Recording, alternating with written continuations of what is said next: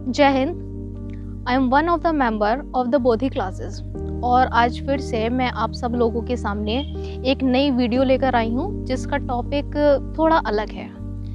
Topic अलग ज़रूर है लेकिन बहुत ज़रूरी है। आप सब लोगों ने बहुत सारे संतों का नाम सुना होगा, जैसे Sant Kabirdas, Sant Ravidas, saint Simon, even saint mother Teresa. तो आखिर क्या होते हैं ये संत? हर एक धर्म में पाए जाते हैं, जैसे हिंदू धर्म में, क्रिश्चियनिटी में, मुस्लिम धर्म में भी, जिनको हम सूफी सेंट्स के नाम से जानते हैं। तो ये संत आखिर होते क्या हैं? किन लोगों को ये उपाधि दी जाती है? और संत और पुरोहित में क्या डिफरेंस होता है, ये हम आज आपको बताएंगे। संत वर्ड को समझाने के लिए मैं दो वेरिएंट एक साथ लेकर चलूंगी। एक पुरोहित, जिनको हम कहते हैं प्रीस्ट, और दूसरे सेंट, जिनको कहा जाता है संत। तो संत को समझने से पहले ये जानना होगा कि आखिर पुरोहित कौन होते हैं। देखिए, जो पुरोहित होते हैं यानी कि प्रीस्ट बिलोंग करते हैं एक पर्टिकुलर रिलीजन को। उनका संबंध एक विशेष धर्म से होता है। उनका दायरा सीमित होता है अपने धर्म तक। एक तरह से ये कहा जा सकता है कि वो अपने रिलीजन के रिप्रेजेंटेटर होते हैं।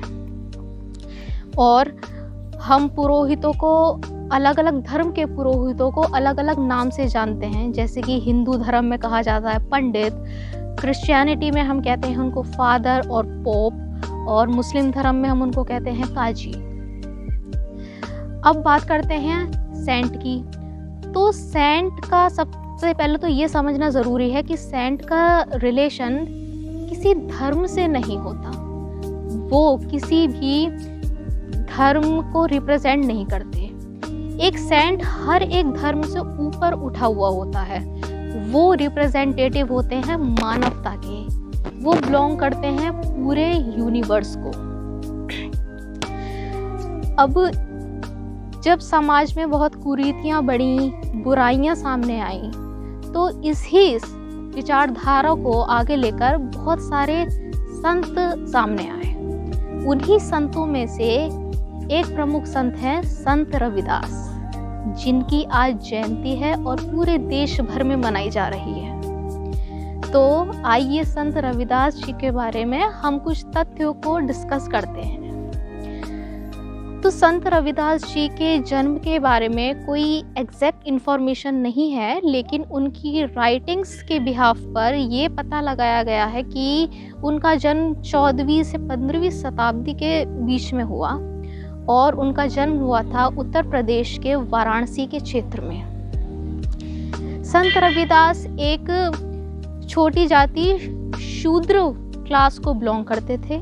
उनकी फैमिली लेदर के प्रोडक्ट्स बनाती थी, जो जिस जाति को काउंट किया जाता है शूद्रों में। अब शूद्र से बिलोंग करने के कारण उन्हें बहुत सी ऊंच नीच, समाज में असमानता, बुराइयों का सामना करना पड़ा। लेकिन बचपन से ही वो बहुत ही प्रभावशाली बालक थे।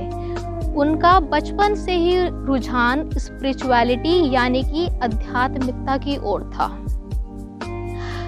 जब वो बड़े हुए तो उन्होंने लिखना शुरू किया, और जब वो लिखते थे तो एक पर्टिकुलर क्लास को इस चीज़ का बहुत ज़्यादा बुरा लगा, क्योंकि उस समय में लिखाई पढ़ाई एक वर्ग तक ही सीमित थी। हर कोई उसे नहीं कर सकता था।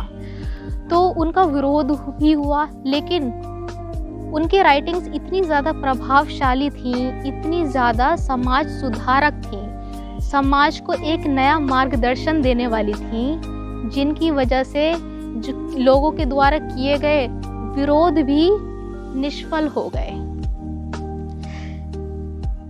संत रविदास ने बहुत सारे मुद्दों पर बोला है। अपनी कृतियों में ज़्यादातर उन्होंने दोहों को सम्मिलित किया है। उनके बहुत सारे दोहों को तो गुरु ग्रंथ साहिब में भी लिया गया है। इसके अलावा संत रविदास जी के बारे में कहा जाता है कि वो जो उनके पास बीमार लोग आते थे उनको एक प्रसाद दिया करते थे जिससे कि जो लेप्रोसी से पीड़ित लोग हैं वो ठीक हो जाते थे। लेप्रोसी को कहते हैं कुष्ठ रोग। कुष्ठ रोग ऐसी बीमारी होती है जिसमें लोगों से बहुत भेदभाव किया जाता है, क्योंकि ये एक कम्युनिकेबल डिजीज़ है जो फैलती है। इसके अलावा अगर हम बात करें तो बहुत सारी, अगर हम फ़िलॉसफीज़ की बात करें संत रविदास जी की, तो बहुत सारी फ़िलॉसफीज़ उन्होंने दी, जिनमें से एक है मटीरियलिस्टिक लाइफ पर। संत रविदास जी का मानना था कि ज़िंदगी भौतिकवादी नहीं होनी चाहिए। यानी कि इसका अर्थ ये होता है, इंसान जब पैदा होता है कुछ लेकर पैदा नहीं होता, और जब मरता है तो भी अपने साथ कुछ लेकर नहीं जाता। ये जो बहुत भौतिकवादी चीज़ें होती हैं ज़िंदगी की, ये हमें आध्यात्मिकता से दूर लेकर जाती हैं। यानी कि जो हमारी ज़िंदगी का मेन मोटिव होता है उसे प्राप्त करने में ये एक तरह से बाधा का काम करती हैं। तो मटीरियलिस्टिक लाइफ से दूर होकर हमें कोशिश करनी चाहिए कि ज़िंदगी ज़्यादा से ज़्यादा प्राकृतिक हो सके। इसके अलावा एक बार संत रविदास जी से पूछा गया कि कोई नीची जाति का इंसान परमात्मा को कैसे प्राप्त कर सकता है, क्योंकि पूजा पाठ ये तो उच्च जाति के लोगों का काम है। तो इस बात पर बड़ा ही अच्छा उत्तर उन्होंने दिया। उन्होंने कहा कि परमात्मा को प्राप्त करने के लिए किसी कर्मकांड की, किसी पूजा की, किसी मटीरियल की, या फिर किसी एक विशेष स्थान जैसे मंदिर मस्जिद, इन सब की ज़रूरत नहीं है। परमात्मा तो हमारे अंदर ही होता है, सिर्फ हमें उसे ढूंढने की ज़रूरत है। और उसका माध्यम हो सकता है भक्ति। और भक्ति करने के लिए हमें किसी भी एडिशनल चीज़ की ज़रूरत नहीं हो सकती। सिर्फ मन पवित्र होना चाहिए और एक जगह बैठकर भी भक्ति की जा सकती है। इसके अलावा अहंकार पर संत रविदास जी ने बोला। अहंकार पर उन्होंने कहा कि अहंकार वो चीज़ है जो हमें परमात्मा से मिलाने में, यानी कि आत्मा और परमात्मा के मिलन में एक सबसे बड़ी बाधा के रूप में सामने आती है। इसलिए अहंकार को ख़त्म करना बहुत ज़रूरी है।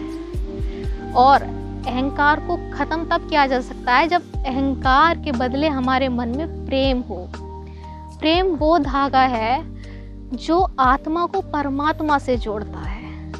और प्रेम हमें करना किससे है? उन सभी चीज़ों से जो परमात्मा ने बनाई है, यानी कि इस प्रकृति से, मानव से, पशु से, पक्षियों से, पेड़ से, पौधों से। यही तो चीज़ें हैं जिसमें परमात्मा है। उसे अलग से मंदिर में, मस्जिद में, पत्थर में ढूंढने की क्या ज़रूरत है?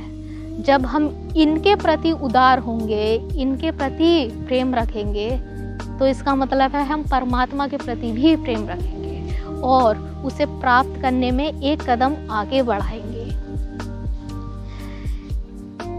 इसी के साथ अपनी वीडियो को अंत देते हुए मैं एक लाइन है संत रविदास जी की जो बोलना चाहूँगी, जो बड़ी ही फेमस है। मन चंगा ते कटौती में गंगा। अर्थात इसका मतलब ये है कि अगर आपका मन पवित्र है तो आपको गंगा में भी डुबकी लगाने की ज़रूरत नहीं है। अगर कर्म मैले हैं, कर्म तो आपने बहुत बुरे किए और जाकर हर साल गंगा में डुबकी लगाकर ये सोचकर आ जाते हैं कि हमारे कर्म सारे धुल गए, तो बेकार है। अगर इंसान के कर्म ही अच्छे हैं, मानवता वाले हैं, तो गंगा में भी जाकर नहाने की कोई आवश्यकता नहीं पड़ेगी। Thank you so much. जय हिंद।